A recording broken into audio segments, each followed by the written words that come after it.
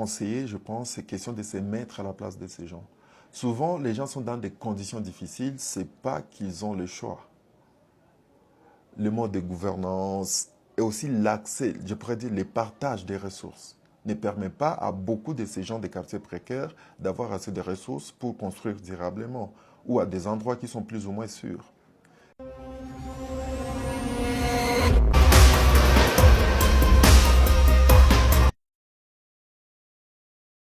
Pour le cas des incendies dans la ville de Bukavu, nous étions partis voir M. Patient Polé, chef de travaux à l'ISDER Bukavu.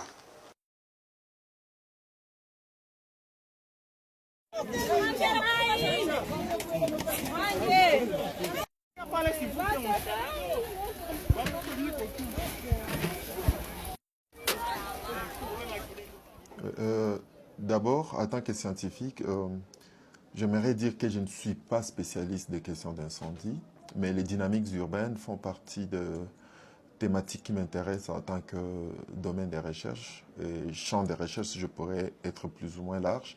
Et par le passé, au cours, je pense, des 4 dernières années, j'ai dirigé quelques travaux d'étudiants sur les questions d'incendie dans la ville de Bukavu. Et pour moi, d'abord, la question, c'est la problématique de gouvernance de façon globale qui est à la base de tout ce que nous avons comme crise. Et l'incendie fait partie des risques, je pourrais dire risques urbains, quand la gouvernance n'est pas à la hauteur. Et donc, qu'il s'agisse de la gouvernance politique et d'autres secteurs comme la gouvernance foncière, mais aussi l'aménagement du territoire et l'habitat, nous voyons qu'il y a des soucis. La manière dont on octroie les permis ou les autorisations de construire ou de bâtir, comme on dit dans les termes techniques, la manière dont on aménage l'espace où on doit créer, je pourrais dire, les quartiers de manière globale, et les agglomérations, si je pourrais utiliser les termes techniques. Et donc, c'est là la cause. Et vous allez voir que, au fait, s'agissant de la fréquence des cas d'incendie, ce n'est pas quelque chose d'anormal, je pourrais dire d'inhabituel ou d'anormal, parce que dans toutes les villes du monde, il y a l'incendie. Maintenant, c'est l'intensité d'incendie qui pose problème dans la ville de Bukavu. Vous allez voir qu'il y a la promiscuité entre les habitations d'abord, mais aussi les types de matériaux qu'on utilise dans la construction. Vous savez, souvent, c'est des matériaux inflammables. Et quand il y a incendie, la promiscuité fait en sorte qu'il y ait transmission d'une maison à plusieurs dizaines de maisons. Et c'est là que ça devient très problématique. Et maintenant, l'idée, c'est de dire comment la ville de Bukavu pourrait vivre avec les incendies, parce qu'il y en aura toujours. Avec le mode de vie actuel que nous avons, l'usage de combustibles qu'on a dans nos maisons, qu'il s'agisse du gaz, mais aussi, je pourrais dire de plus en plus de l'énergie photovoltaïque avec les équipements qui sont très sensibles et qui sont facilement inflammables. Et donc, on aura toujours des incendies. Mais comment faire en sorte qu'il n'y ait pas vraiment des catastrophes liées à ces incendies-là? Comment gérer ou prévenir ces incendies-là? Et c'est là qu'on pourrait se poser la question. Et pour moi, la solution, d'abord, elle doit être holistique. Pourquoi holistique? Parce qu'elle tient sur plusieurs aspects. D'abord, le mode de vie des gens dans les ménages, les types de matériaux de construction, l'aménagement du territoire, mais aussi, je pourrais dire, l'attention qu'on apporte à des activités où on est censé utiliser les combustibles, ou même l'électricité qui peut aussi conduire à des problèmes de court-circuit et aussi je pourrais dire, de production de flammes et d'incendies. Et cela doit être intégré maintenant dans la réalité des gens. Les gens sont pauvres. On ne va pas demander aux gens de ne pas utiliser le bois de chauffe. C'est le combustible le plus accessible qu'on a. On a le bois dans les quartiers populaires. Et vous allez voir avec moi que la plupart des quartiers qui sont touchés ont presque les mêmes caractéristiques. Que nous soyons dans la commune d'Ibanda, dans la commune de Kadout ou dans la commune de Bagira, c'est souvent les quartiers précaires et où on utilise les matériaux je pourrais dire de récupération, de recyclage pour l'aménagement de certaines habitations où c'est fléau le plus important. Et qu'est-ce qui fait en sorte que ces endroits-là soient les plus touchés? Et c'est ce qu'on va appeler les quartiers précaires ou périphériques ou quoi, on va utiliser les mots qu'on veut, qu'il s'agisse des Luziba, Nyamugo ou je pourrais dire Kartinkaf ici, vous allez voir, c'est les mêmes types d'habitats. Et donc, la solution doit s'apparenter au mode de vie, aux réalités de ces quartiers-là. Comment faire en sorte que les gens, malgré la précarité et la pauvreté, puissent accéder à des matériaux de construction de bonne qualité?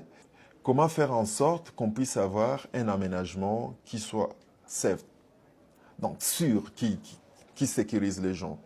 Et donc, d'abord l'aménagement, les installations électriques et aussi les matériaux de construction. Mais également, comment faire en sorte qu'on ait vraiment des espaces, au moins, qui seraient suffisants entre les maisons. Parce que souvent, c'est une seule maison qui est touchée, alors, qui est à l'origine d'incendie, et cette maison répand le flamme vers d'autres maisons suite à la promiscuité. Comment faire en sorte qu'on puisse respecter les normes urbanistiques en termes d'espacement entre les ménages, mais également en termes aussi de, je pourrais dire, d'espace où qu'on pourrait, je ne sais pas les mots justes qu'on pourrait utiliser pour les secours. Parce que je vis dans d'autres villes, il y a toujours deux voies des pompiers, il y a deux voies des ambulances.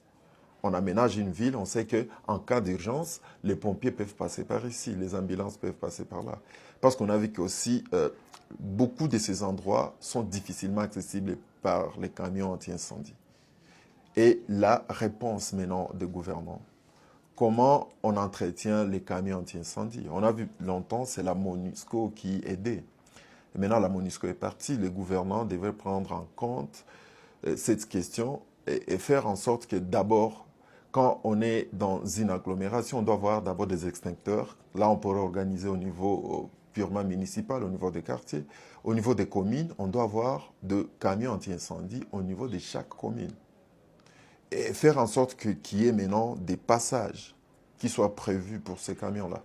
Parce qu'on a vu parfois l'intensité de ces catastrophes d'incendie est souvent liée à l'incapacité de réagir aussi. Et donc, on parle d'abord de la prévention, la gestion, et c'est là qu'on doit voir le gouvernement en plus. Et on a besoin de moyens financiers pour ça. C'est incompréhensible qu'on dise qu'on a des camions anti-incendie qui manquent de l'eau, tandis qu'elle est là qu'à quelques mètres, quelques kilomètres, maximum 2, 3, des endroits qui prennent feu. Et c'est ça, moi, mon point de vue.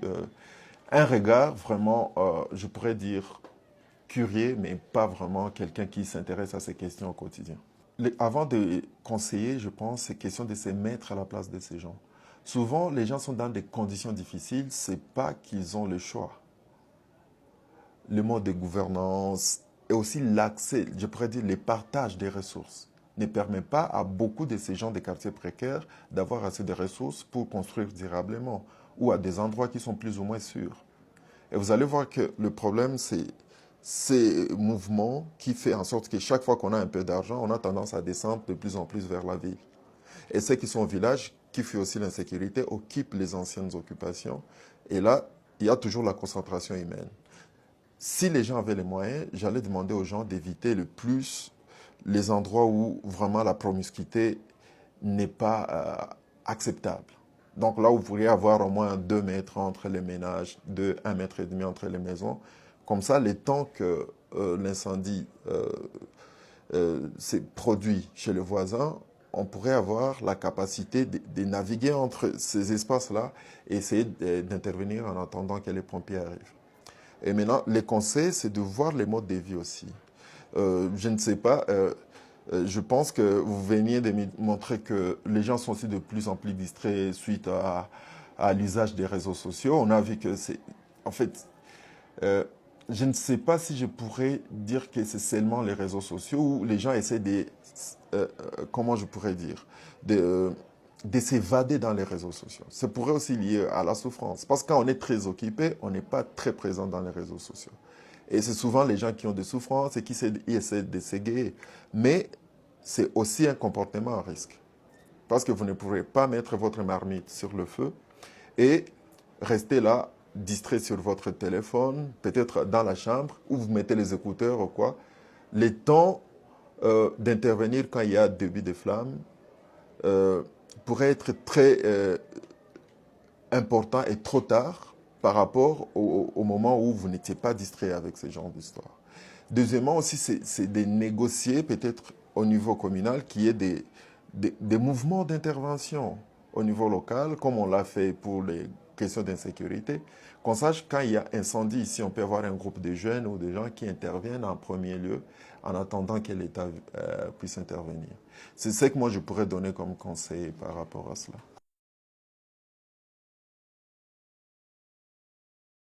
Merci de nous avoir reçus chez vous. Vous étiez en train de nous suivre dans l'émission Zigzag. J'étais à la présentation, moi c'est Ilanga Temba David.